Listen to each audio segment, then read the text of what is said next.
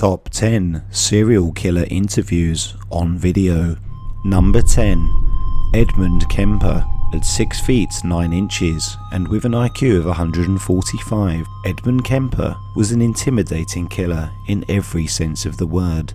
Born on December 18, 1948 in Burbank, California, a paranoid schizophrenic, Edmund Kemper, at the age of 15, killed both his grandparents to see what it felt like.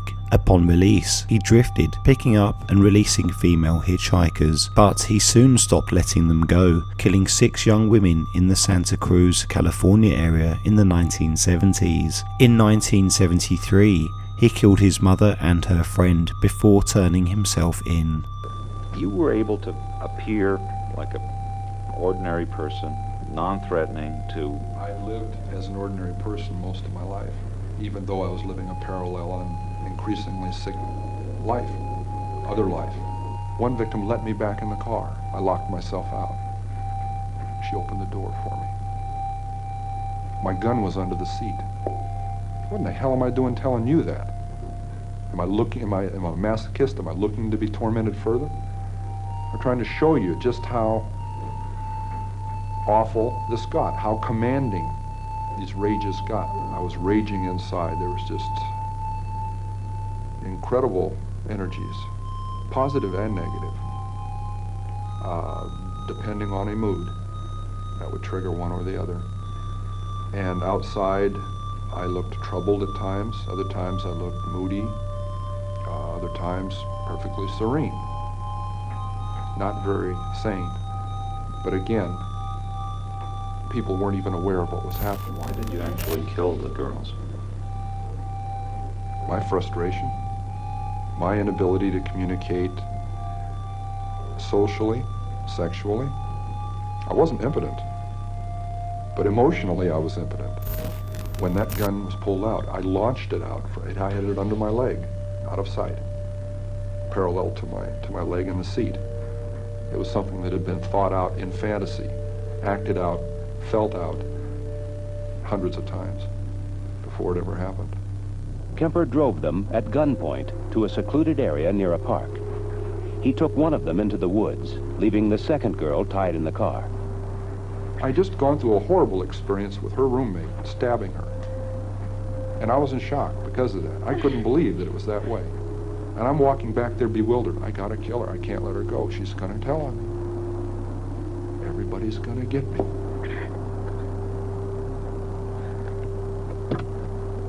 She sees the blood on my hands. What are you doing? She pulled back and she gasped. And I think, whoa, I don't want her to know what happened. I said, your friend got smart with me. She'd been getting really smart with me a lot, but I never hit her. I killed her, but I didn't hit her. I said, your friend got smart with me and I hit her. I think I broke her nose. You better come help. She's about to die. Why does she have to know that? I couldn't deal with telling her that.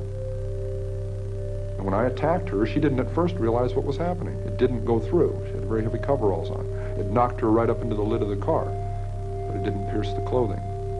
So it wasn't that swell a knife anyway. I went out and bought a pawn shop huge knife. And I kept on just mindlessly attacking. She falls back into the trunk. I just killed a young woman. I slammed down the lid of the trunk. She isn't dead, she's dying. And I panicked. I thought, I just locked the car keys in it because I can't find them in my pocket. Oh my God, I locked them in the trunk. I'm kicking on the trunk lid and yanking on it. Oh no, I don't believe this. I started to run and I tripped over the gun that I'd had in my pants that I had totally forgotten was there. I stopped. I said, stop and think. I collected my wits. Check all your pockets. I picked the gun up. I stuck it back in my pants, now remembering I had one.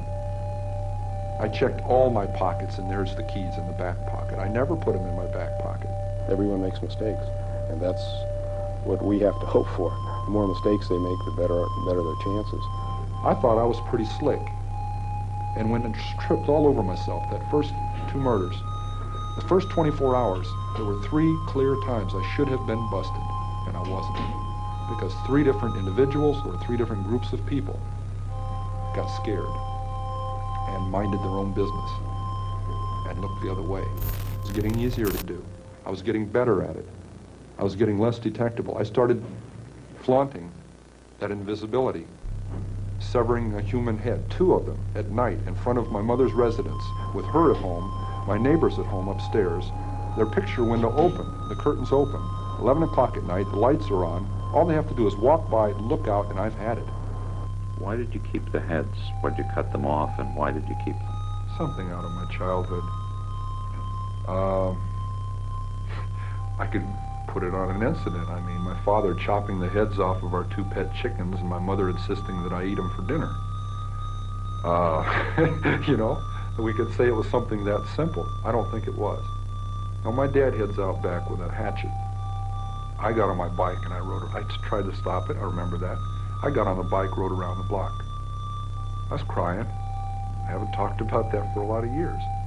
I'm sure that may have implemented something, that may have gotten something rolling, but along fantasy lines, but it took a lot of years of development along those lines to really get off. But how are you able to, in 1 minute, have someone's head in your hands, and very shortly thereafter? Living through a fantasy, however that would relate to that severed head. And then 5 minutes later, I'd put that away, and there'd be a knock on the door, and I'd put it away and answer the door, and the landlady would be there, and we'd discuss it. Discuss what? Reality. Her reality, not mine. Some people go crazy at that point. I felt it. It was one hell of a tweak. I mean, to just flip out and not know where I was. To be walking up the stairs with a camera bag that belonged to a young woman that had her severed head in it. Walking up to my apartment past a happy young couple coming down the stairs who nodded and smiled at me as they went by. Good evening. And they're going out on a date where I'd love to be going. And I'm aware of both of these realities, and the distance between those two is so dramatic, so amazing, so violent, that really, I could feel the wheels squeaking inside. That was really pulling on it. And I imagine at that point some people break. But I didn't literally go insane. I didn't get lost. And all this time, Kemper was able to seem normal.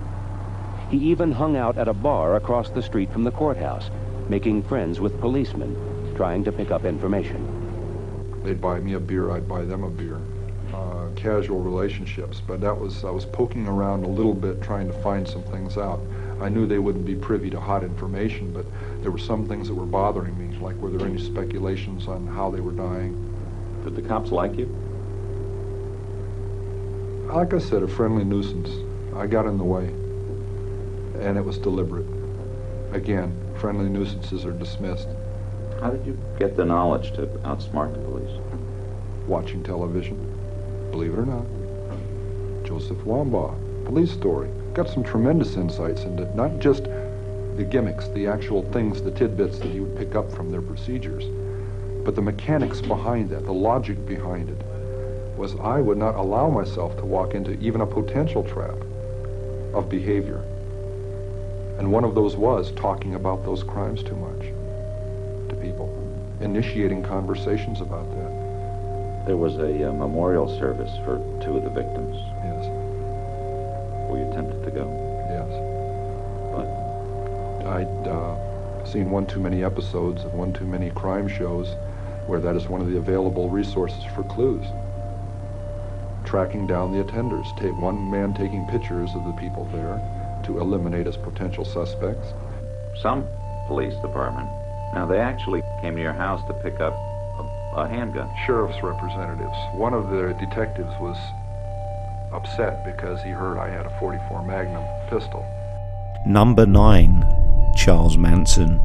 Charles Manson was an American criminal who spearheaded a murderous campaign with his followers, the Manson family cult, that would make him one of the most infamous figures in criminal history. Notoriously connected to the brutal slayings of actress Sharon Tate and other Hollywood residents, Manson received the death penalty in 1971, a sentence that was commuted to life imprisonment the following year. And he went to a familiar place. And why did they kill people that night? What did they think they were doing for you? They freaked out, man. Tex was stoned. He got Everybody was loaded, man. He said he wasn't. He said he was coming off an LSD trip. He had a little speed. A little speed. Well, not around me, he didn't have no speed, because I wouldn't allow no speed on that ranch. I kick ass over there. He I says don't he allow had that stuff on around me. I take a little grass, a little LSD, but none of that is destructive. You can ask any of them other girls that'll tell you the other side of this game. I don't play drugs. I play light, light dibby dabby chipping, but I don't really get down heavy with it. What did they think they were? Are we ready here, man? Yeah, we're ready. We're ready. Yeah, we ready here? Okay, ready. War. What did they think they were? We are at war now. But what did they think they were doing for you? They wasn't doing anything for me. What did they think they were doing for you? Okay. If you are me and I am you, everything you do is for you, it's for me too. So what did they think? If you're in one mind, if I am you and you are me and we are all together, and then who's responsible for come together over me right now? It's all his fault. Oh, no, it's his fault. No, we put another false face on it. It's Halloween. It's your fault. So now, wait a minute. Criminal behavior's the same. It's mundane in most minds. Criminal will always go to a familiar place. Tex had been to that house. Tex went back to that house. Here's the conversation. Indian Mesa. We got 4 campfires. We got 4 queens on a motorcycle gang, a motorcycle group that rides SS motorcycles out of Venice, Santa Monica. So we're riding motorcycles and we're all up there and we got these fires going and we got this big problem that came up. I had to go shoot somebody for Tex. Bobby's in prison. My brother's in jail. Now, understand in my mind, all my life I've been in jail because I didn't have no one to get me out of jail. I didn't have no brother outside. So I spent years and years and years and years just because nobody would come and sign their name and get me out of jail. And the jail couldn't let me out because I didn't have no place to go. So I spent 22 years in prison because I didn't have nobody outside. I can't let somebody that's with me stay in jail. It just ain't, it's not in my makeup, man. I got to get my brother out of jail. So you needed money to do that. Well, here's the division between your mind and my mind. Here's where the chamber opens up. When you get in trouble, you go to your mother. You call up mother. I ain't got no mother to call. Well, you go to the bank, draw some money, pay a lawyer. I ain't got no money. I can't go to no lawyer. I go to a lawyer, I ain't got enough money. I got a little money, and anytime anybody knows anything about lawyers, when you got a little money, they're just taking that. They'll take the little money and let you sue them in court, you dig? In other words, like, I don't have enough money to go to the lawyer to get Bobby out. So everybody standing around, I said, pay me. Pay me what you owe me, now. And they said, well, how do we do that? I said, get my brother out of jail. He said, how do we do it? I said, I don't know how you do it. I don't care how you do it. Do it. Now. Do it. And they said, how do we do it? I said, don't ask me how to do it. I don't want to be no part of no conspiracy. But however you do it and get it done now. And they said, well, we don't know what to do. We'll get a lawyer. And then, here, Leslie and Patty, they said, if we get a lawyer, all they're going to do is lie and take our money anyway. Now, system, blame it on your lawyers. If your lawyers ain't lying and taking the money of the poor people, then the poor people got a court to stand on, and they got rights as individuals for a revolution they fought in 1776 that guarantees rights to a common, ordinary farmer, poor man on the street like me. A rebel. I got my rights in the 76 courtroom. If you don't give me my rights in the courtroom, then I become King George. And I got all the rights then. And when I stand on the mountain and I say, do it, it gets done. If it don't get done, then I'll move on it. And that's the last thing in the world you want me to do, because I got that Confederate sword in the kitchen. Don't invoke me. Do it. Get it done. How do we do it? I don't know. I don't want to be involved in it. I keep a close watch on this heart of mine. In Japan, they call it ninja. I don't get involved in violence. I'm not a violent human being. Did you tell the women to do their witchy things? I said, if you're gonna do something, leave something witchy. Just like I would tell you, if you're gonna do something, do it well. And leave something witchy. Leave a sign to let the world know that you were there. Have a good day.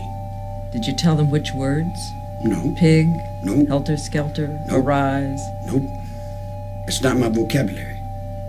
That's not my generation. I keep telling you that. My generation. Leslie said, in the car on the way to the La Bianca house, you said, this time Make sure they're not scared like last night. Oh, no. It may have been something like this.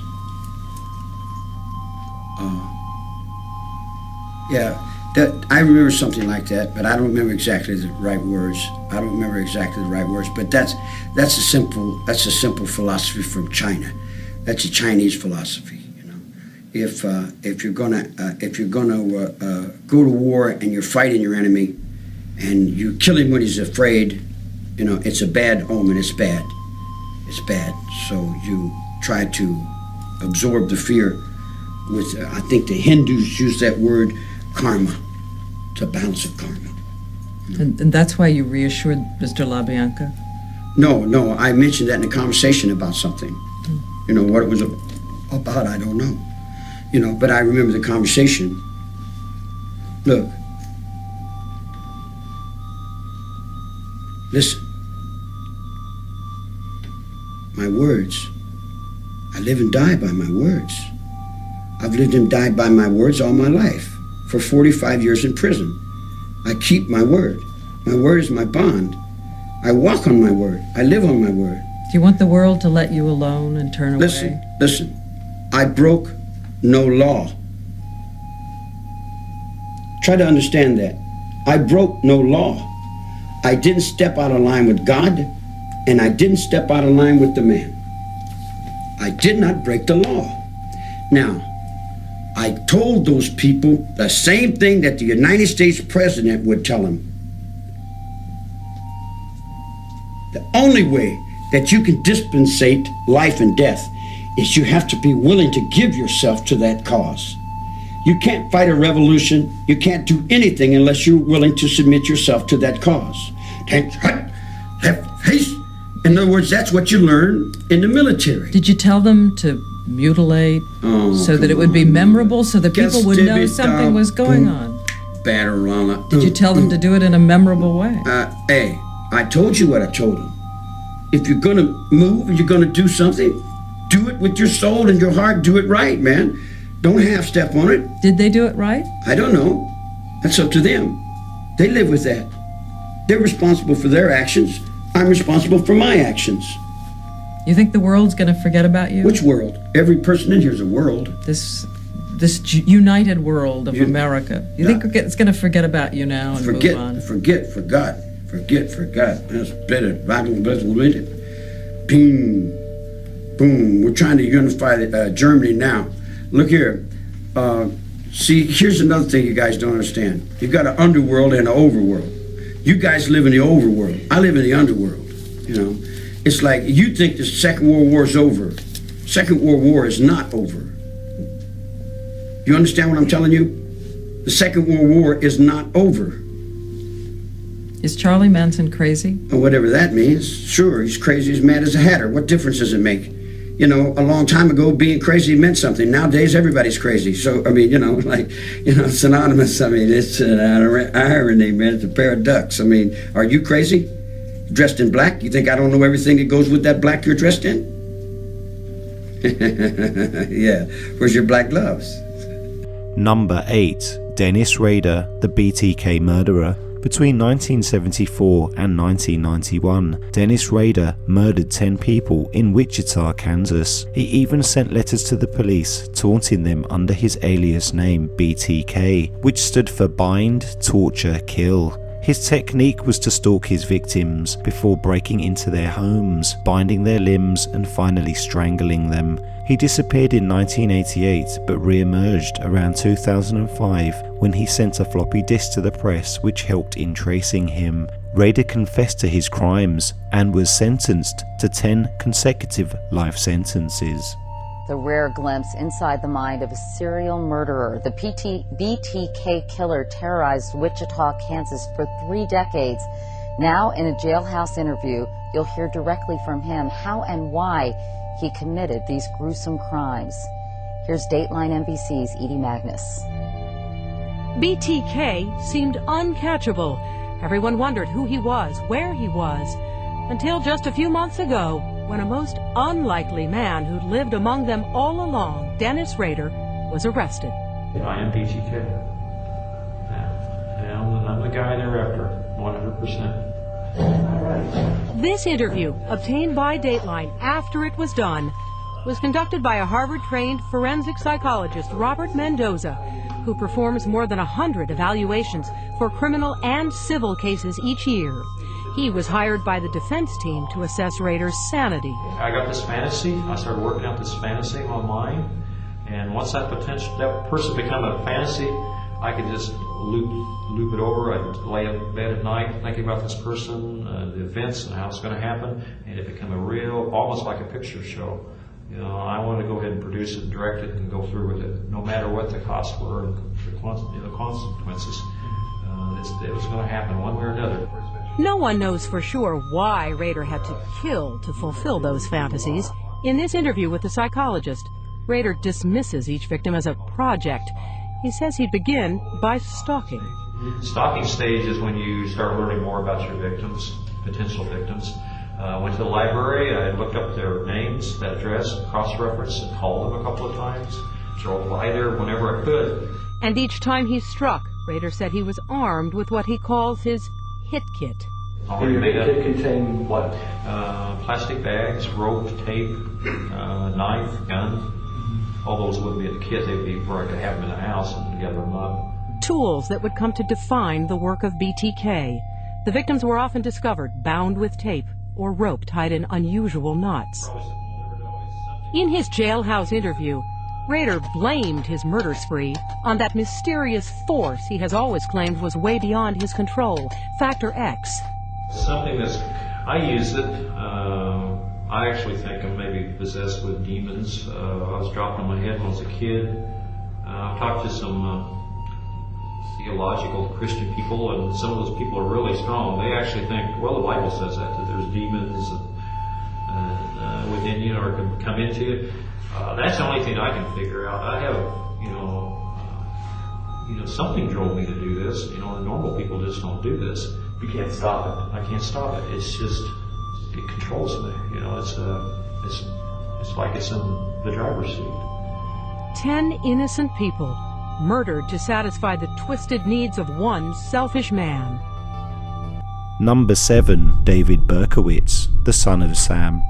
David Berkowitz is an American serial killer who murdered 6 people in New York City in 1976 to 77. He plunged the city into a panic and unleashed one of the largest manhunts in New York's history. Claiming he received his orders from a demon-possessed dog, he is one of the most notorious serial killers in America. Known as the son of Sam, Berkowitz was arrested on August 10, 1977, 11 days after his last murder, and was sentenced to 6 consecutive 25-year to life-term sentences.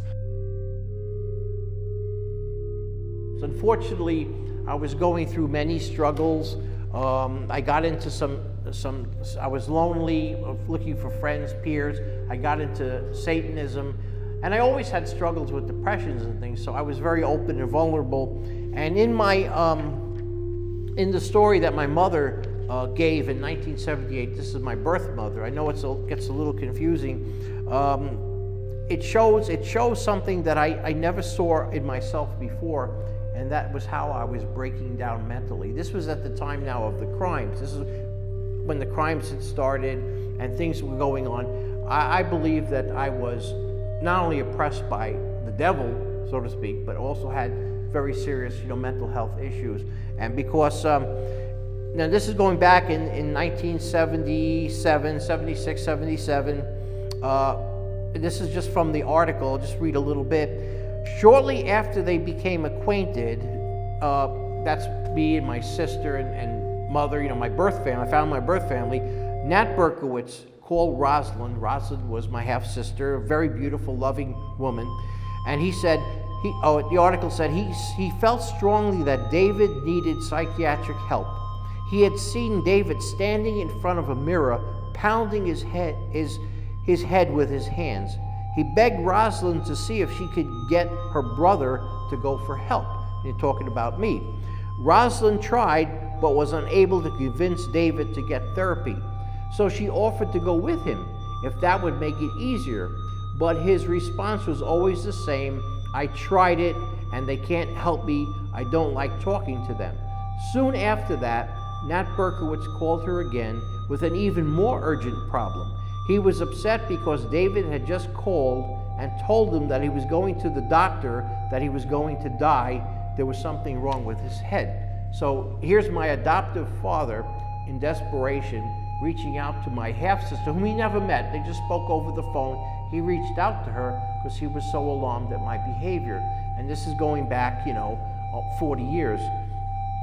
When I was about 20, by this time 23 years old. And the article went on to say, Rosalind was stunned. She had heard nothing about this from Richard. That's me, they called me Richard. She called Richard immediately and asked, "What is this about your head?" Richard, that's me, yeah, I probably have a tumor or something. I don't have too long to live. I'm going to go to the doctor. Rosalind asked if there was any way she could help. No, he assured her, that's me, and there was no further discussion. See, my birth family called me Richard because they knew me as Richard David Falco, but my adoptive family called me David, and so that's why it's a little confusing, the changing of the names. And then it goes on to say, then there was the phone conversation Rosalind had with Richard when he really seemed out of it. My sister was saying, I seem so out of it. He was sort of giggling. I asked him what was the matter. He said, oh, nothing. They're out to get me, but they're not going to get me. I said, who is out to get you? He said, people, just people. I think my phone is bugged. I even think they bugged my car. They're out to get me. They're going to get me. Again, I asked who, what makes you say this? Just people, just people. And he said, that's me talking, that I have to go now. Rosalind assumed that I was just high on something. And then the article goes on, but it shows me, but something that I couldn't even see myself, how irrational I had become, how really schizophrenic and depressive, and really my life was spiraling out of control, mentally, spiritually. I believe, and the reasons for this, I was under increasing degrees of demonic control, because at the time I was reading the Satanic Bible. I went to a park near where I lived in Yonkers. I went against wisdom to move to Yonkers in the first place, to be near this park called Untermeyer Park, where I had some friends there that were into ritual occultic stuff. The park, it's a long story, but that park was dedicated to occult things. The owner of the park was once a member of the Golden Dawn. He was the man who once owned the park before it became a city park, and it was his personal property. It was a huge, beautiful place with all kinds of statues and all kinds of things, dedicated to occultic stuff. Untermeyer Park was owned by Samuel Untermeyer, who was also rubbed shoulders with Aleister Crowley. Aleister Crowley was one of the most evil men who ever lived, the father of Satanism, and on and on. Well, anyway, to make a long story short, my life was really coming apart. My personality was disintegrating. I began to be controlled by other entities that I opened myself up for. But I had a propensity for that all my life because of the experiences I had in childhood, the trauma and everything. It did open up the door to demonic strongholds being set up in my life. And so anyway, the crimes happened. There was a tragedy. I was arrested. And I was so glad to finally be arrested, because I was in such a state of torment. My life was truly a mess. I was able to work and function outwardly, but inwardly, I was just in turmoil. And I was not, I believe, in my right mind. When I was arrested, the police asked me, "Oh, your son is Sam?" I said, "Well, yes." And I was very respectful to them. Interestingly, how the story changes over time, and you see all these embellishments that come in. One of the things that keep getting said over and over again is whenever this thing is repeated, which is a lot, often, when I was first arrested, the police asked me, "Are you son of Sam?" And I said, "Yes." And I was, very cooperative and respectful to them, but I never said, "So what took you so long?" And over again, you read articles, and all these professors and all these people always say the same. "Oh, Berkowitz said, well, so what took you so long?" As if I were teasing them. But if I had done that, they would have beat me up pretty good, because I would have been just, you can't mouth off to an officer like a wise guy, and they would have slapped me around. The fact that everything went so peacefully showed that I never said that. In fact, I asked a friend, again, Maury Terry, a journalist who had been following the case from the very beginning. I said, Maury, could you please check to see from early reports that are in the papers or in the media if I actually said so, what took you so long? He checked and got back to me a few weeks later and says, no, that's not recorded anywhere. That's just an embellishment that happened. And it may sound like a minor thing, like, so what's the big deal of that one sentence? But it changes the whole picture. It made me look like some kind of smart aleck or something like that. Another misconception that has come is the so-called Mona Lisa smile, because there were pictures of me taken by the media, and I had like a smirk on my face. So why does he have to smirk? And it's the reason was because I was embarrassed and I was afraid. I mean, I was arrested, and it was a nightmare. Getting fingerprinted, getting booked, going to police headquarters where I was grilled by detectives for hours and hours. It seemed like the whole day. When they took me out of the precinct in Brooklyn and they brought me before the public, they did this thing called the perp walk, where they walked you through the streets. They purposely walked you around the block so everybody could look at your face. That's still being done today, and there's a lot of issues with that. But nevertheless, they took me on the so-called perp walk. But the detectives, by this time, there was nothing but hysteria in the city. It was a time of bedlam, and the detectives told me, "Listen, we gotta walk you around. We're gonna take you into another van to take you to police headquarters." I was in Brooklyn at the time, so they said, "Listen, the place is mobbed with people. You stay with us. We think someone's going to try to maybe shoot you or something like that. If we push you to the ground, don't resist, just fall to the ground." Now I'm terrified because I don't know what's happening. I've never experienced anything like this before. I've already been up for hours without sleep, without anything to eat. So they take me out of the building and into this mob of nothing but flash bulbs. I'd never seen so many people, mostly media people, crowding around. It seemed like by the hundreds, if I remember correctly. My mind was in a fog, but I still remember. And they were marching me around the block, and I felt they was just snapping pictures like crazy and yelling at me, and people were screaming in the background. Reporters, 20 at a time, were asking me questions. And I'm like, I felt so embarrassed. And plus I was so scared that one of the things, especially men do when they're embarrassed by something, they kind of like smile, like, you do something dumb, and some people would react, "Oh man, I'm so sorry." Other times it'd be like, "Oh man, I messed up."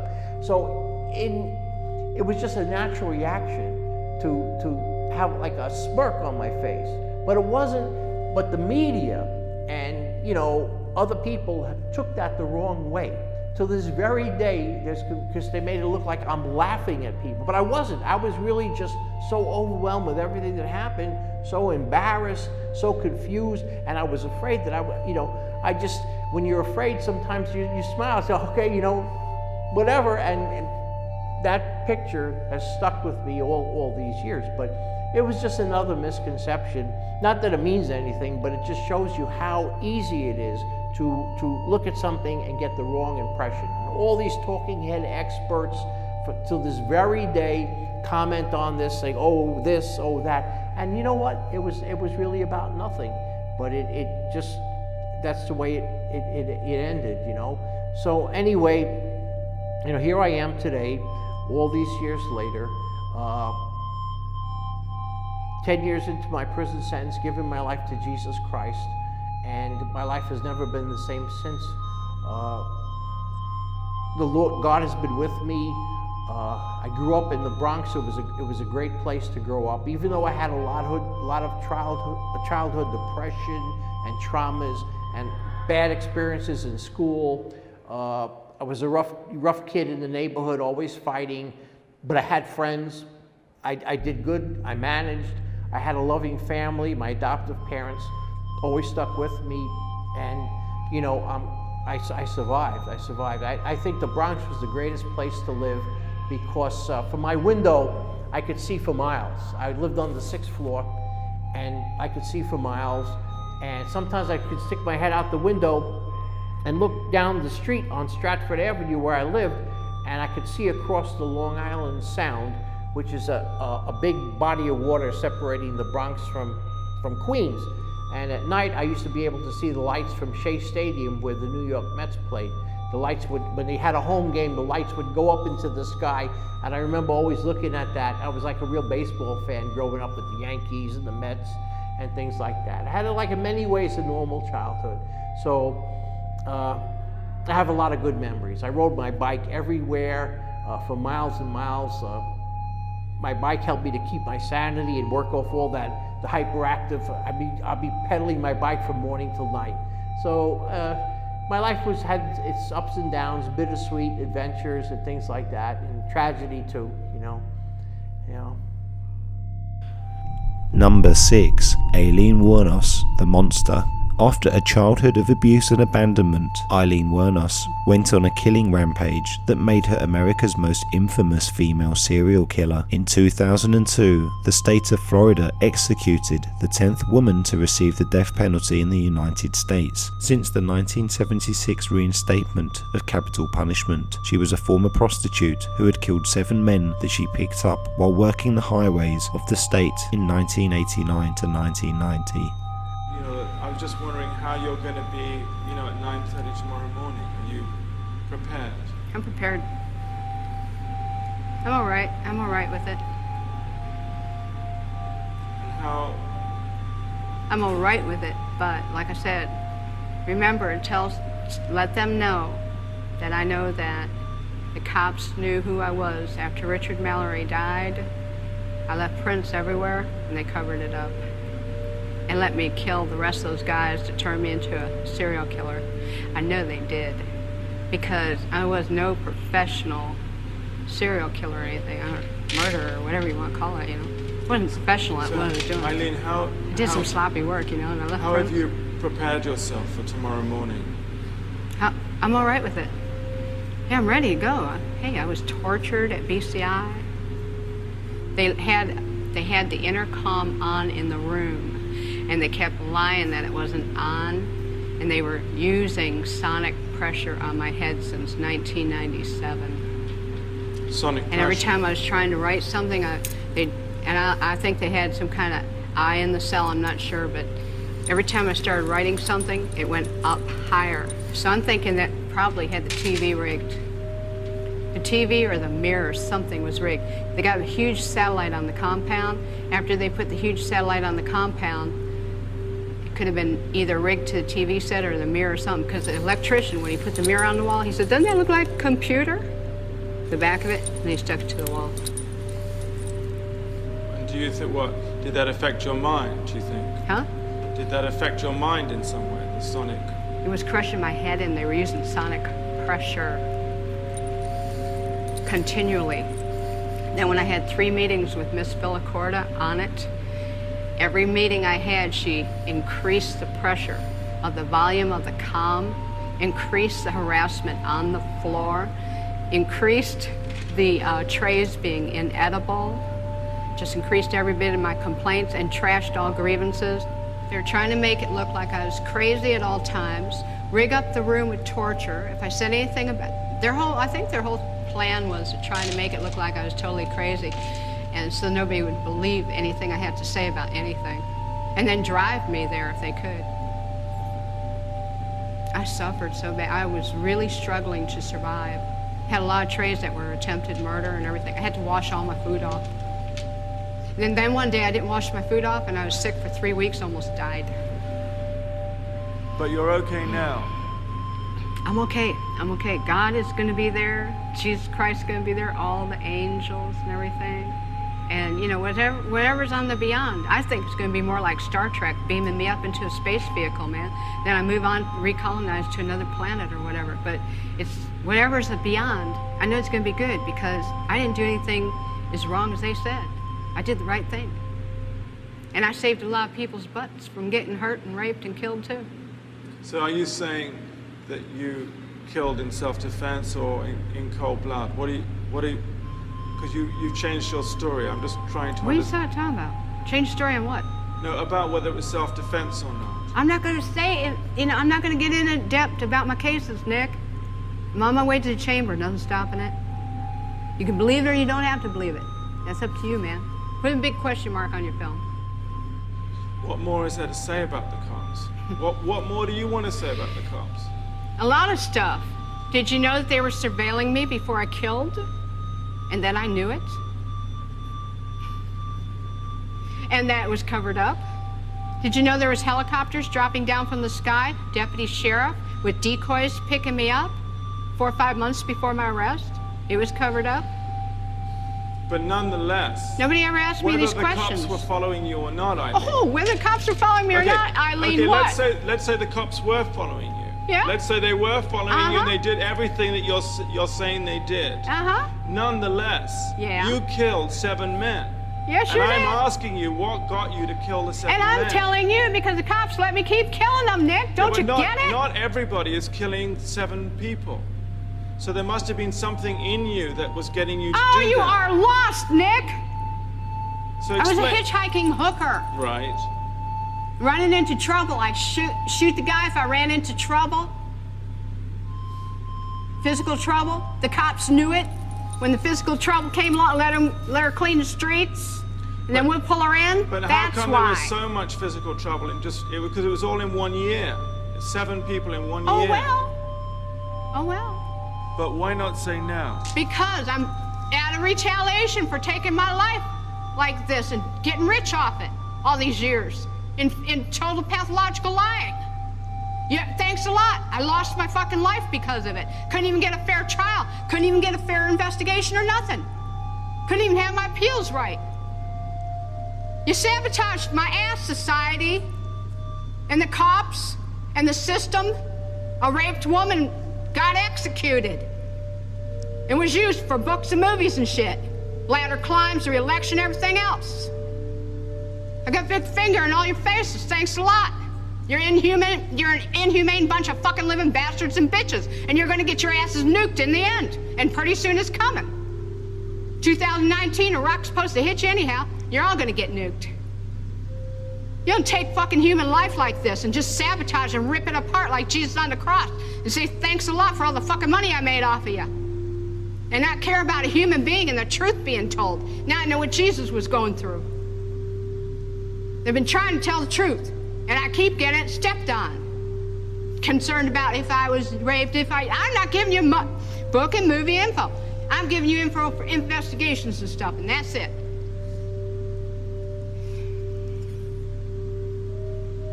We're gonna have to cut this interview, Nick. I'm not going to go into any more detail. I'm leaving. I'm glad. Thanks a lot, society, for railroading my ass. Number 5. John Wayne Gacy, the Killer Clown. He was nicknamed Killer Clown because of his job attending children's birthday parties and charitable events as Pogo the Clown. Gacy was convicted of raping, torturing and murdering 33 teenage boys over a 6-year period. He would lure them to his home and kill them via either strangulation or asphyxiation, then bury them on his property. Gacy was executed in May 1994. He was simply discussing knots in general. Catch his sense of humor. Shoelaces, huh? You're in trouble now. Aren't you afraid sitting that close to me? What the hell? Oh, this is too long. You don't need it this long. Okay. I had a rosary, which I carried in my pocket. I've always carried a rosary. It was my communion rosary. They said, well, what kind of a knot do you use? I said, what do you mean knot? When I tie things up? I says, depending on what I'm using it for, I said, the only thing I ever learned from Boy Scouts is a tourniquet knot. He said, well, show us what that is. So I took, at that time, and again, it's together, but in order to demonstrate it here, I took the rosary and I said, well, here, you put it around. This is hard trying to do this. Why don't you put your hand out? Okay, here. What I told him, I said, here, all you do is you wrap it around, you put one knot in it. And I said, then you put a second knot in it. Okay? I said, then you take a stick and stick it in here and you just turn this. And I said, it causes a tourniquet. I said, that's the only knot I ever learned. Precisely the kind of knot found on the ropes wrapped around the necks of the victims found under the house on Summerdale. Number 4. Richard Kuklinski, the Iceman. Richard the Iceman Kuklinski turned his uncanny lack of emotion and extreme violence into a lucrative career for prominent mafia crime families. He was convicted of only 2 murders but claimed to have killed over 100 people or more. Born in 1935 in New Jersey, Richard Kuklinski suffered from a rough upbringing and committed his first murder as a teenager. He eventually found a living as a hitman for the Genovese, Gambino and other crime families, becoming known as the Iceman for his method of freezing his victims to obscure the time of their deaths. Following his incarceration in 1988, Kuklinski freely shared his experiences with interviewers and was featured in multiple HBO documentaries. He died in prison in 2006 at the age of 70. As Kuklinski grew older, he swore that no one would ever again treat him with disrespect. He held unreasonable grudges and would sometimes stalk his victims for days. How much would somebody have to humiliate you before you'd become obsessed with killing them? It would be the degree he humiliated me. If it were not much, and it would be the time. It would be how my attitude was. If I was jumpy or edgy, it wouldn't take much. If I was passive, then he might get away with it. But no one really knew.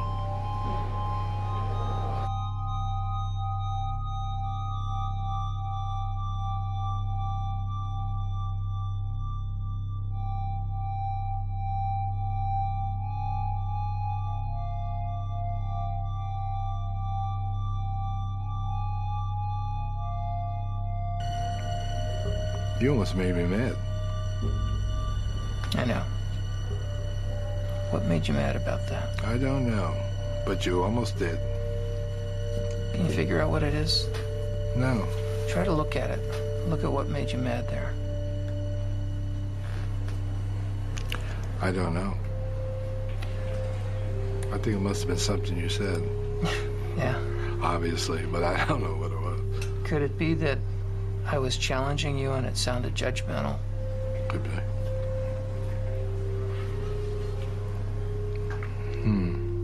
Yeah, it could be. Because you've got me annoyed with you now. Yeah. That's the truth. How mad are you? I bet. Pretty. I feel a little flushed. So that means that I've reached a point in my life that I'm a little annoyed. What would you like to do? Doesn't matter. I don't think it's gone to the point that I'm actually gonna do anything stupid. Just curious to myself why it happened. I don't know why it happened. I'm actually almost glad it did happen because you had a chance to see something, but I don't know why it happened. Did you feel I was criticizing you? Yes. Is that what did it? I think so.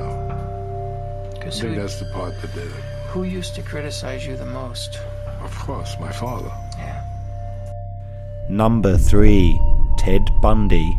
You don't have to be an American or have been around in the 70s to know the name Ted Bundy. Bundy is easily one of the most deranged serial killers, not to mention kidnapper, rapist and burglar, as well as necrophilia to his sick repertoire of all time. His sick modus operandi included kidnapping his female victims, raping them and dismembering them. He often kept their heads as souvenirs. Before he was executed in 1989, Bundy admitted to kidnapping and murdering 30 women, though this number is almost certainly much higher. Ted, it is about 2:30 in the afternoon. You are scheduled to be executed tomorrow morning at 7 o'clock if you don't receive another stay. What is going through your mind? What thoughts have you had in these last few days?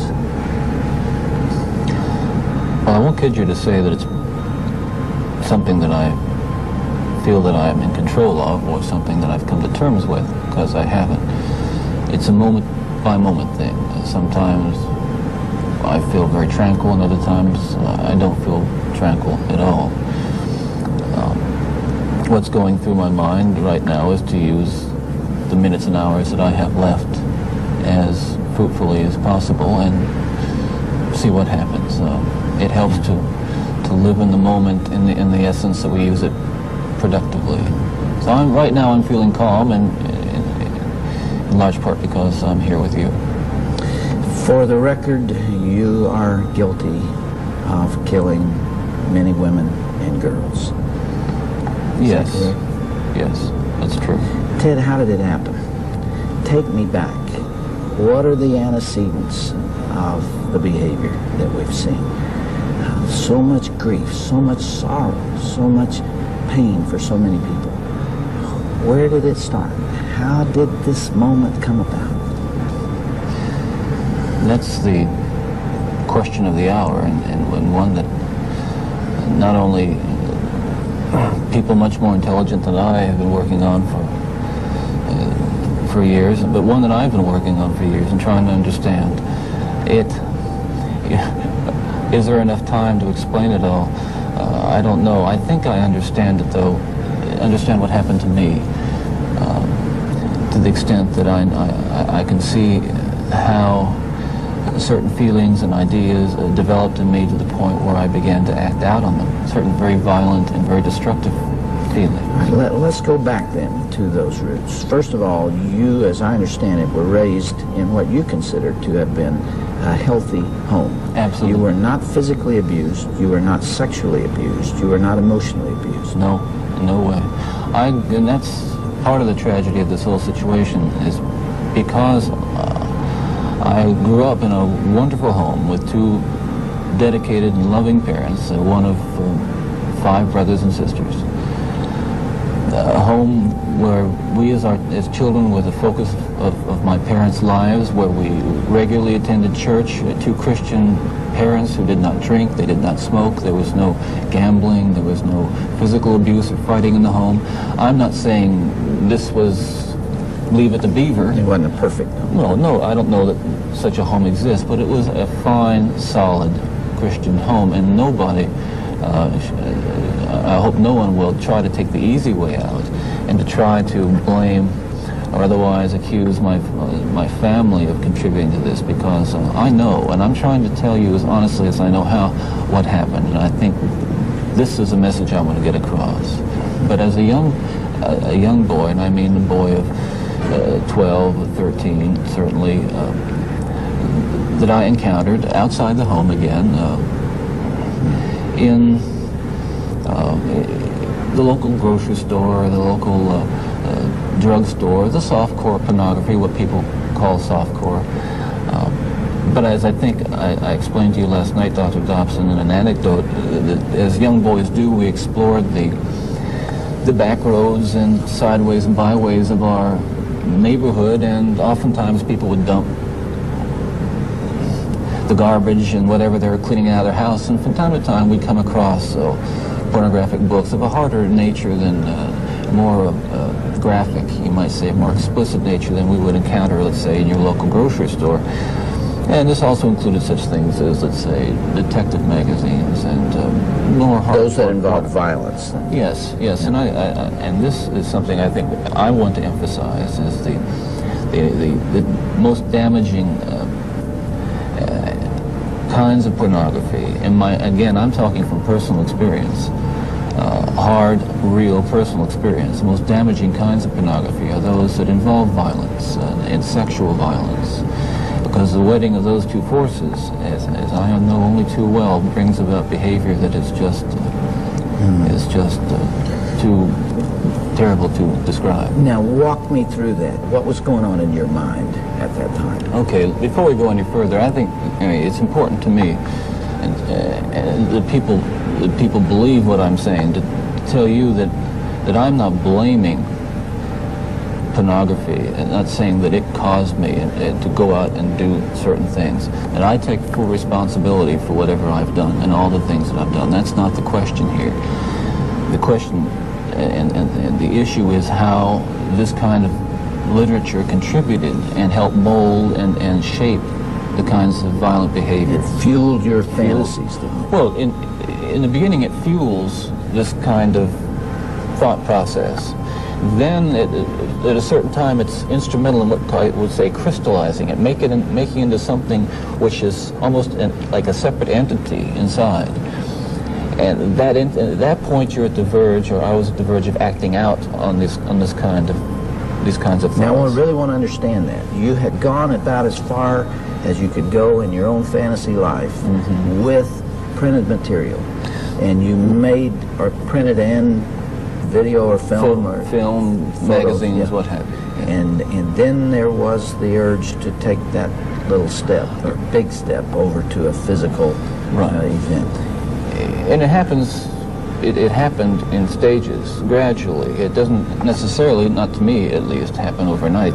My experience with, I'd say, pornography generally, but with pornography that deals on a violent level with the sexuality, is that once you become addicted to it, and I look at this as a kind of addiction, like other kinds of addiction, I would keep looking for more potent, more explicit, more graphic kinds of material. Like an addiction, you keep craving something which is harder, something which gives you a greater sense of excitement, until you reach the point where the pornography only goes so far. You reach that jumping off point where you begin to wonder if maybe actually doing it will give you that which is beyond just reading about it or looking at it. How long did you stay at that point before you actually assaulted someone? Well, yeah, you see,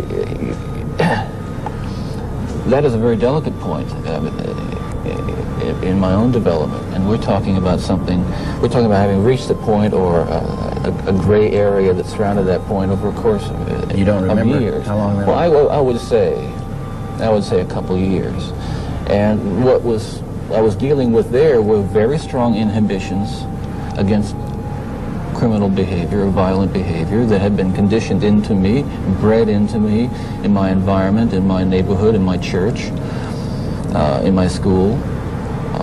Things which said, no, this is wrong. I mean, even to think of it is wrong, but certainly to do it is wrong. And I'm on that edge, and the last vestiges of restraint. The barriers to actually doing something were being tested constantly and assailed through the kind of fantasy life that was fueled largely by pornography. Do you remember what pushed you over that edge? Do you remember the decision to go for it? Do you remember where you decided to throw caution to the wind? Again, when you say pushed, I know what you're saying. I don't want to infer again. I understand that. That I was some helpless kind of a victim, and yet we're talking about an influence that is the influence of violent types of media and violent pornography, which was an indispensable link in the chain of behavior, the chain of events that led to the behaviors, to the assaults, to the murders, and what have you. It's a very difficult thing to describe.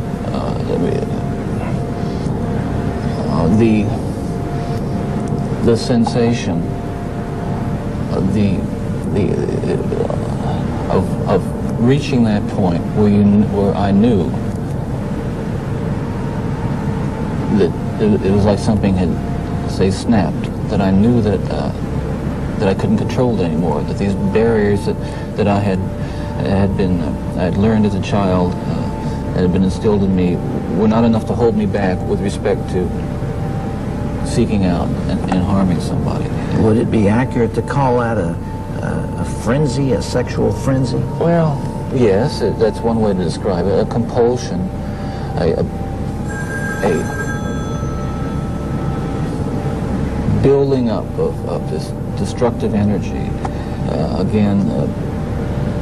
Another factor here that I haven't mentioned is the use of alcohol, but I think that what alcohol did, in conjunction with, let's say, my exposure to pornography, was alcohol reduced my inhibitions. At the same time, the fantasy life that was fueled by pornography eroded them further. In the early days, you were nearly always about half drunk when you did these things. Is that right? Yes. Yes. Was that always true? I would say that was generally the case, almost without exception. All right, if I can understand it now, there's this battle going on within. There are the conventions that you've been taught. There's the right and wrong that you learned as a child. And then there is this unbridled passion fueled by your plunge into hardcore violent pornography. And those things are at war with each other. Yes. And then with the alcohol diminishing the inhibitions, you let go. Well, yes, and you can summarize it that way, and that's accurate, certainly. And it just occurred to me that some people would say that, well, I've seen that stuff and it doesn't do anything to me. And I can understand that. Virtually everyone can be exposed to so-called pornography, and while they're aroused to it to one degree or another, not go out and do anything wrong. Addictions are like that. They affect some people more than they affect others. Well, but there is a percentage of people affected by hardcore pornography in a very violent way, and you're obviously one of them. That was a major component, and I don't know why I was vulnerable to it. All I know is that it had an impact on me that was just so central to the development of the violent behavior that I engaged in. Ted, after you committed your first murder, what was the emotional effect on you? What happened in the days after that?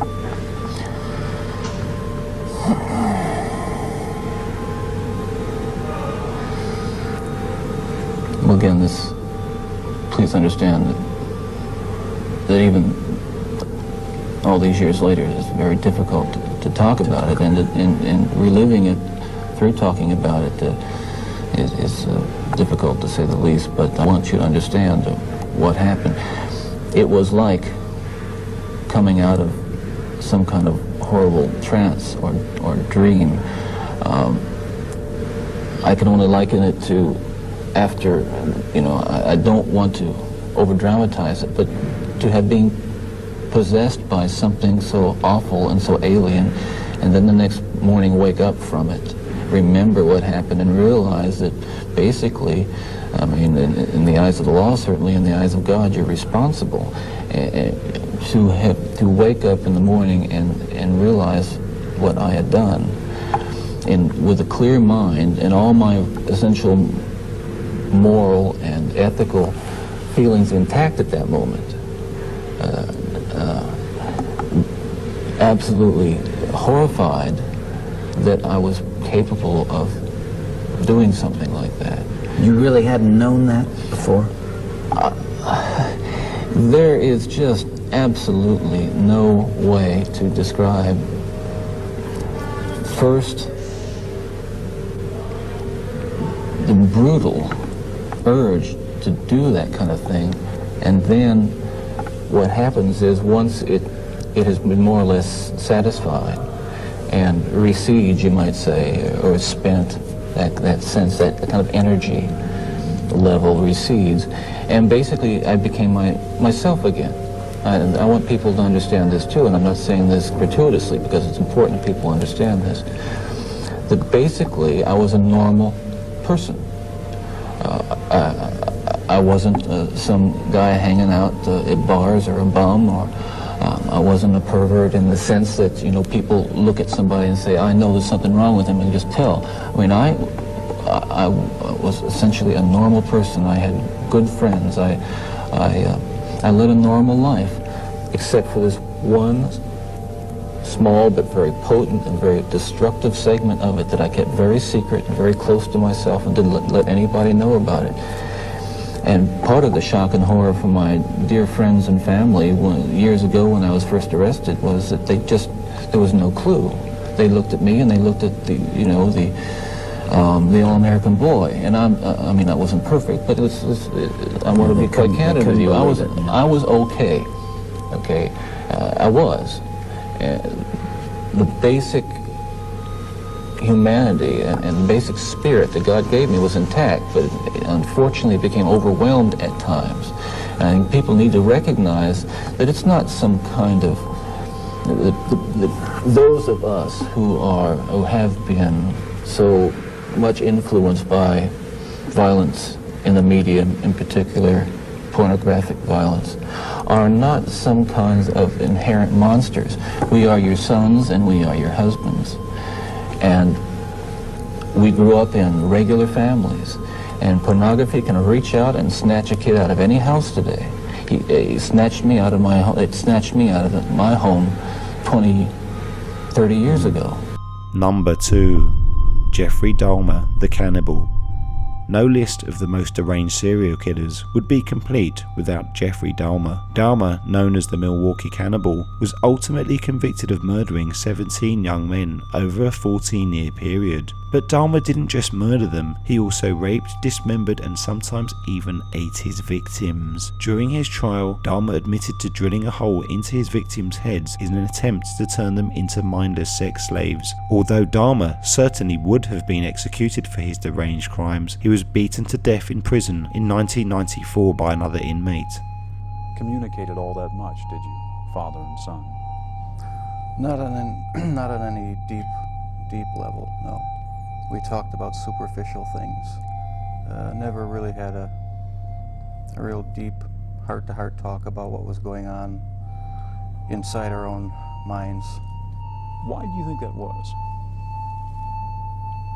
Because from about 15 years on up, a great deal of my thoughts were basically unshareable. As a teenager, there were many things Jeffrey felt he couldn't share with his parents. But in Lionel Dahmer's home, one subject was particularly taboo. Did you ever consider talking to your parents, to your dad, about homosexuality? Is that something that you felt you could ever raise? Early on, I really didn't know that much about it myself. All I knew was that it was something that was to be kept hush-hush, not talked about, not even thought about. So I just kept it all within me and never talked about sexual issues at all, really, with anybody. If Jeff had come to you and said, "Dad, I'm a homosexual," how would you have reacted? I think I would have started in on a program to try to change his thinking. So you would not have been accepting? No. Do you believe to this day that he is, as a homosexual, living in a state of sin? If you believe the inspired word of God, which I do, that is sin. It's repugnant to God. Do you think Jeff was ashamed of his homosexuality? I think so. He certainly hid it from you. He sure did. Do you think if you had been able to talk about that in a more open way, that it would have helped? Talking about it, I don't think would have made that much difference. Because, like I said, there were things going on in my head that I would have never opened up and talked about with anybody. Jeffrey's secret homosexuality was only one force that drove him into his own world. His parents' incessant fighting was another. It was unnerving, depressing, made me angry sometimes. I'd leave the house, go out in the woods and sulk, brooding, wondering why they had to have such a rough relationship. Your dad says that somewhere around the age of 6, he thought that you began to change, that you began to withdraw, that you became much more shy. Oh yeah, that's the time I really remember noticing that things weren't quite right.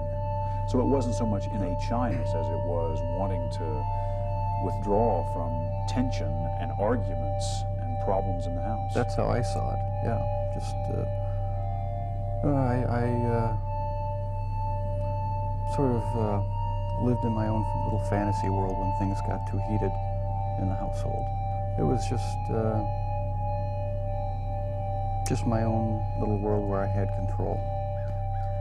That fantasy world may have been Jeffrey's retreat from violence as a boy, but as he grew up, it would become a world filled with violence. Maybe I felt I had no control as a child or young adult, and that got mixed in with my sexuality, and I ended up doing what I did was my way of feeling in complete control, at least for that situation. Creating my own little world where I had the final say, where I could completely control a person that I found physically attractive, and keep them with me as long as possible, even if it meant just keeping apart of them. One of your dad's biggest questions is when you began to slip away, when you crossed over into this world of obsession or dark fantasy from which you just couldn't return. I think it was around age 14 or 15. Started having obsessive thoughts of violence intermingled with sex. And it just got worse and worse. I didn't know how to tell anyone about it, so I didn't. I just kept it all inside. Tell me about this house right here. One of the things Jeffrey kept inside early on was a bizarre teenage fascination with dead animals. This from a boy who 10 years earlier had played fiddlesticks with a bucket of animal bones. Lionel took us back to the neighborhood in Ohio where his son's strange rituals began. He rode around on his bike, took containers, garbage bags and so forth, and collected roadkills and brought them back and examined them. It was something Lionel says he never knew about until the trial. One of the biggest things that I've been wondering is just how on earth, how it got established with entrails, you know, with insides of dogs or foxes as you made your way around the neighborhood. I think it started out as just childhood curiosity, just to see what it looked like inside. Right. And something went wrong. Was there some pleasure in the cutting open of the animal? Yes, there was. No sexual pleasure, but just it's hard to describe. Sense of power, sense of control? I suppose that's a good way of putting it, yeah. It's impossible to know why Jeffrey's obsessions progressed from roadkill to humans, but it didn't take long. During our visit back to the old neighborhood, Lionel showed us where the stalking began. When Jeff was 14, he rode his bike over here from his home a couple miles away at this location, hid in the trees and the bushes with a sawed-off baseball bat waiting for a jogger to come by. And what was he going to do? Well, he was going to hit the jogger over the head with the baseball bat, make him unconscious, and lie with a motionless body. Do you remember at age 14 hiding in the bushes alongside that road, thinking about attacking a jogger? Yes. Yeah, I remember doing that. So that's the point at which it shifted from animals to people. Years 14 or 15 in that area, yeah. He never attacked any joggers, but it was on these same roads at age 18 that Jeffrey, now struggling with alcoholism, picked up a hitchhiker named Stephen Hicks and brought him home. The house was empty. Jeffrey's parents had recently divorced, and he was home alone. I wish I just kept on going, but I didn't. I turned around, picked him up,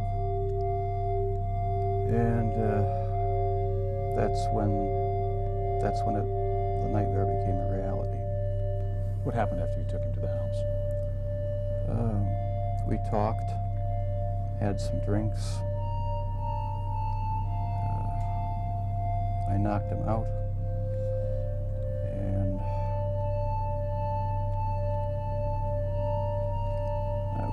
that was the first time. In August 1978, about a month after the Hicks murder, Lionel and Sherry Jordan, his girlfriend at the time, went to check on Jeffrey. What was the scene like when you came into the house and saw him? He had a dead look in his eye, and he just looked extremely sad. He was wandering aimlessly about the house. He was very uncomfortable. His mother had moved out. He was torn between the two parents. He was a lost child. Was this about some kind of desire to keep these people with you, not to be abandoned, not to have them leave? I think that did play into it, but there was a big element of wanting complete control over someone, total control, not having to consider their wishes, being able to keep them there as long as I wanted, and that was a big part of it. Lust played a big part of it, controlling lust. Once it happened the first time, it just seemed like it had control of my life from there on end. It was a major part of my thinking from then on. Did you want to try to stop? Yes, I tried. I tried to stop. And the killing did stop, for a while. But Jeffrey says in 1984, while living here at his grandmother's house in Milwaukee, his violent compulsions consumed him once again. One night, cruising these bars in downtown Milwaukee, he met a young man and took him to this hotel. I had put some sleeping pills in his drink to render him unconscious, and was just going to spend the night with him. When I woke up in the morning, my forearms were bruised, and his chest was bruised, and blood was coming out of his mouth. He was hanging over the side of the bed, and I have no memory of beating him to death, but I must have. And that's when it all started again. And once it started again, you found it impossible to stop. Right. That's when the obsession went into full swing. My only objective was to find the best-looking guy that I could. I went to bathhouses. I went to bars, shopping malls. Their sexual preference didn't matter to me. Did their race matter to you? No, their race didn't matter to me. The first two young men were white. The third young man was American Indian. The fourth and fifth were Hispanic. So no, race had nothing to do with it. It was just their looks. Was it the killing that excited you, or is it what happened after the killing? No, the killing was just a means to an end. That was the least satisfactory part. I didn't enjoy doing that. That's why I tried to create living zombies with muriatic acid in the drill. One of those failed experiments to create a living zombie was conducted on this 14-year-old boy. Jeffrey had drilled a hole in his head and poured in acid, a crude attempt at lobotomy that none of his victims survived. No, the killing wasn't the objective. I just wanted to have the person under my complete control to do with as I wanted. It's not easy to say that, but that's what the motive was. Was there something sexual in the dismemberment of the bodies for you? As time went on, yes, I did get there was a sexual part to that. I started saving the skeletons and preserving other parts, and one thing led to another. It took more and more deviant type behaviors to satisfy my urges, and so it just spiraled out of control. Why the cannibalism? That was another step. It made me feel like they were a permanent part of me. Besides the just mere curiosity of what it would be like, it made them feel that they were a part of me, and it gave me a sexual satisfaction to do that. How did Jeffrey Dahmer get away with his murderous acts for as long as he did? As we found out talking to both him and his father, Jeffrey was not only a highly efficient predator, he was also a consummate liar. I had to do a lot of lying, a lot of covering up, a lot of pretending. Were there times when your dad may have been closer to discovering what was going on than even he knew? The box incident was about as close as it came. The so-called box incident happened in 1989, when Jeffrey had already killed at least 5 young men. It was about a 1-foot square box, metal and wood box. My dad, one week came to visit and happened to see it, and he was wondering what was in it. He didn't know. Nobody knew. And I said, Jeff, open it up. I just want to see what's in there. We got into a bit of an argument because I wouldn't open it up. And I said, Jeff, open it up, or I'm going to just take it down into the basement and get a screwdriver or something and open it up. I think I've got to stop this from happening. He got angry, very visibly agitated. I thought, you know, it's all going to come crashing down now. Not fathoming what could be in that box, I said, okay, just open it up tomorrow then, and then let's get rid of it, whatever it is. What was in the box? The mummified head and genitals of a young man I met in one of the bars down in Milwaukee. But the box was never opened, not in my dad's presence. And so the lies continued. And so did the murders. I didn't have to be accountable to anybody. I felt that I could keep it in my own secret little world, keep everything under control, and would never have to deal with the consequences. And so things just progressed from bad to worse. Your dad has wondered about all kinds of things, from the medication that your mom was on during her pregnancy, to the fact that you were exposed to violent arguments in the home from an early age and continuing, to the possibility that he might have passed on some genetic propensity for obsession or violent behavior. Does any of that ring true to you? I can see why he'd wonder about those things, but as far as I'm concerned, they're all excuses. I feel it's wrong for people who commit crimes to try to shift the blame onto somebody else, onto their parents or onto their upbringing or living circumstances. I think that's just a cop-out. I take full responsibility. How do you feel about what you did? I'm glad that it's over. There's nothing, any words I say to the victims' families are just going to seem trite and empty. I don't know how to express the regret, the sorrow,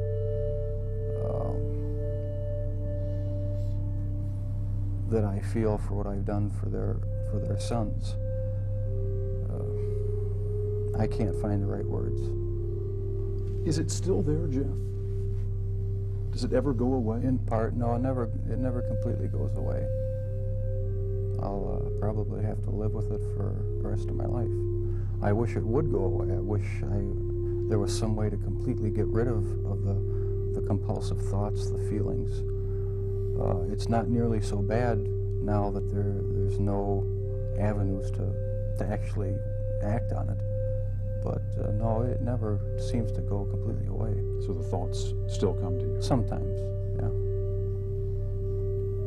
When our interview at the prison ended, Jeffrey said goodbye to his father. But on his way back to his cell, something caught his eye. Just a point of interest, that's the type of box. This is the type of box? Exactly, yeah, a little bigger. That's exactly what it looked like? Right.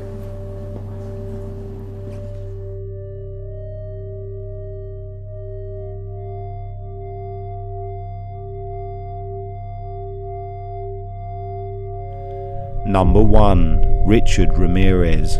Richard Ramirez was a serial rapist, killer and satanic worshipper who operated in the LA and San Francisco Bay Area from 1984 until his capture in August 1985.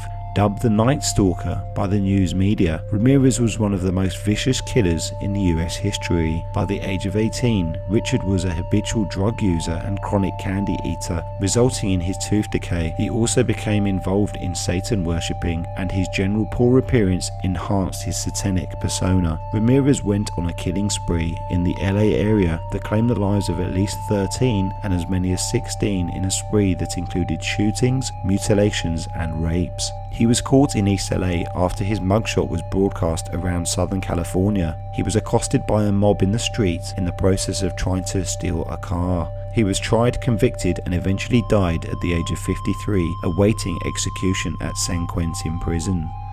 Thank you for watching. Please remember to comment, like, share, and subscribe. Do you admit to being evil, Richard? We are all evil in some form or another, are we not? Convicted serial killer Richard Ramirez seemed to relish the concept of evil, and once upon a time a lot of folks in the state of California viewed the one-time Texas altar boy as evil's human embodiment. Yes, I am evil.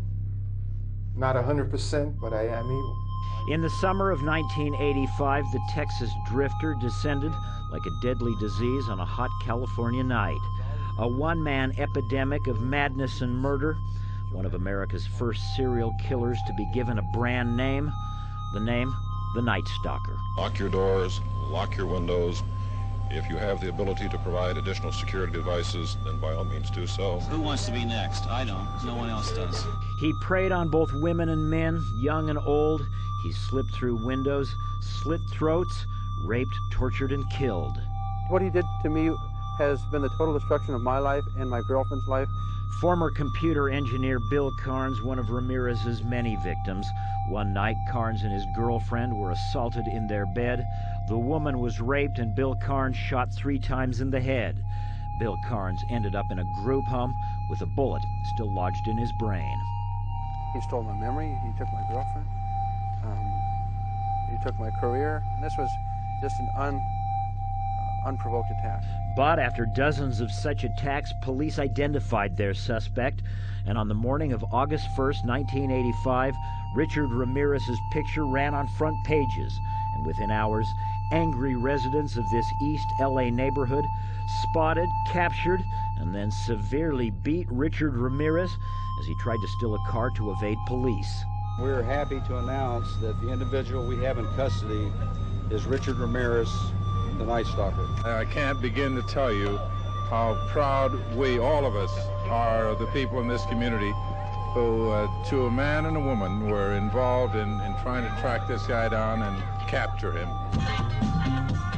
That night there was dancing in the streets of the East LA neighborhood where Ramirez was caught, but in court the case dragged on for 4 long years, with the Texas drifter frequently disrupting the proceedings by displaying satanic signs and shouting obscenities at the judge. This trial is a joke. With the jury in the above entitled action, find the defendant, Richard Ramirez, guilty of murder. But in the end, the jury sent Richard Ramirez to California's death row for 13 murders. I first met Richard Ramirez shortly after his LA conviction. Richard had been transferred to a jail in San Francisco where he was charged with and ultimately would be found guilty of a 14th murder. What do you want the world to know about you?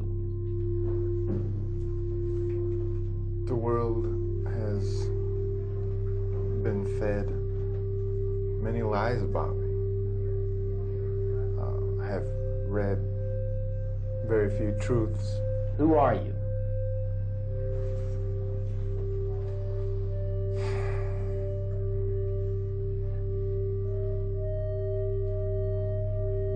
Just a guy. Just a guy. At the time, Ramirez was certainly a guy attracting a lot of attention. Since his arrival at the San Francisco jail, women from around the country, including one of the female jurors who had found him guilty in Los Angeles, had been flocking to the San Francisco facility, even fighting with each other over Richard's affections. I have friends. That is all I care to say, really. They are open-minded people. And it was here, in a cramped room in a San Francisco jail, that I interviewed the man known as the Night Stalker. A memorable face-off, with me asking questions, and Ramirez, for the most part, reading from a script. Did you kill 13 people? It would be improper for me to comment on my LA convictions and on my pending case here in San Francisco. Why? Because of my appeals. Are you appealing these because you say you're innocent? You didn't kill 13 people? That is correct. You didn't kill 13 people? Again, it would be improper for me to comment in any regard to that question. You have now entered a very rare group of people in this country. You're in the ranks of Charlie Manson, Ted Bundy. You claim you didn't commit these murders, but you're right in there now as far as everybody else is concerned. Serial killers do on a small scale what governments do on a large one. They are a product of the times, and these are bloodthirsty times. Even psychopaths have emotions if you dig deep enough, but then again, maybe they don't. Do you have emotions, Richard? No comment. Tell me what kind of emotions you got going through you right now. I'll tell you what, I gave up on love and happiness a long time ago. Why? I don't care to explain that. Somebody... Let the quote stand for itself. People in this day and age are brainwashed and programmed like a computer at being nothing more than puppets. This nation, this country is founded in violence. Violent delights tend to have violent ends. Madness is something rare in individuals, but in groups, people, and ages, it is a rule. Killing is killing, whether done for duty, profit, or fun. Men murdered themselves into this democracy. You're good at reading your script, Richard, but you're not much at answering my direct questions. A lot was made that you're a devil worshiper. Do you worship the devil? Have you ever studied Satanism? There are different sects of Satanism. Have you studied, just yes or no, have you studied Satanism? Yes, I have. Are you a worshiper of the devil? No comment. Come on, Richard. I can tell you a little bit about Satanism. Well, I'm interested in hearing what you got to say then. It is undefiled wisdom instead of hypocritical self-deceit. It is power without charity. A Satanist admits to being evil. Do you admit to being evil, Richard? We are all evil in some form or another, are we not? I'm asking you the questions, my friend. Yes, I am evil. Not 100%, but I am evil. Evil has always existed. The perfect world most people seek shall never come to pass, and it's going to get worse. The great epochs of our life is when we gain the courage to rebaptize our evil qualities as being our best qualities. And as the interview draws to a close, I cannot help but recall Bill Carnes and the thought that behind this glib young man, who seems to flatter himself as a kind of rock star outlaw, lies the bodies of at least 13 innocent people and the shattered lives of dozens more. You're entitled to your opinion. And that's it. Thank you. Photographs outside church. Shut the camera.